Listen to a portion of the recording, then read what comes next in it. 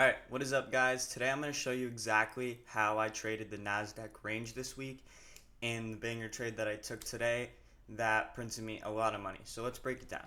So here we're on the NASDAQ on the hourly time frame, and as you can see, okay, we're kind of pumping back up, but I'm already out of my trade. So we had a range forming here. These are the range highs and these are the range lows. They've been tested 2 or 3 times, so it's a pretty solid range. And when you're playing ranges, you usually want to see a deviation to one side before taking it to the other. And in this case, we had a deviation above these highs.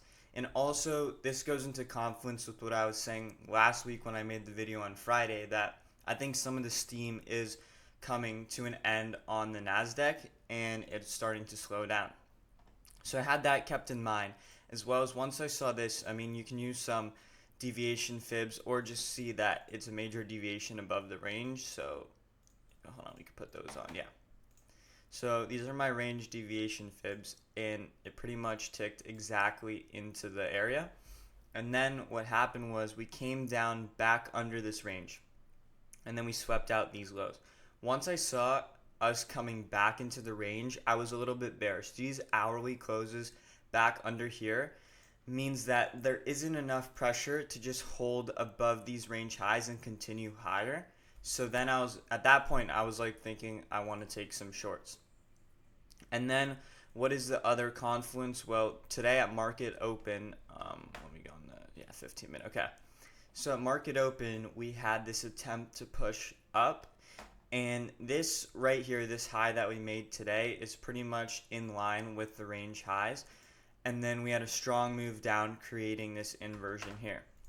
Then once I saw this inversion, I knew I wanted to take shorts out of it, and we had a pretty decent move down from it right here, and this aligned with the golden pocket here, and that was my short entry. So I had shorts here, and I have my stop loss above the high of the day.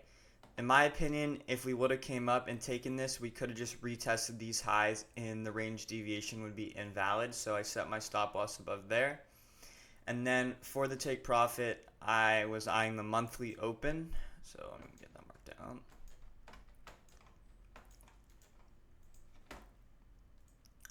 Monthly open right there. Okay. And as you can see, we tapped the monthly open perfectly. This also corresponded with the value area low. I'll show you right now. So yeah, this is a banger trade. It was 3 RR. Yeah. Also kind of corresponded with that, the range lows. Yeah.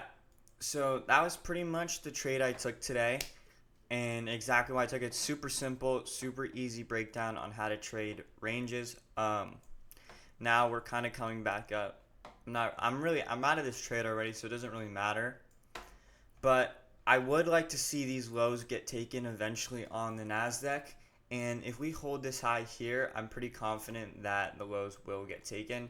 We're testing this point of control currently right now. But that was pretty much it. Super short and simple breakdown of the trade I took today. The range deviation strategy. It's super good. It's a super clean setup, and there's a lot of high time frame confirmation on it. As you can see, the deviation and then the leg up that failed to close above the range highs and then entered on some lower time frame confluences to our key levels. And that's pretty much it for the day. There's my trade recap. I'm going to do more when I take more trades, and yeah, that's it. I'll see you guys in the next one.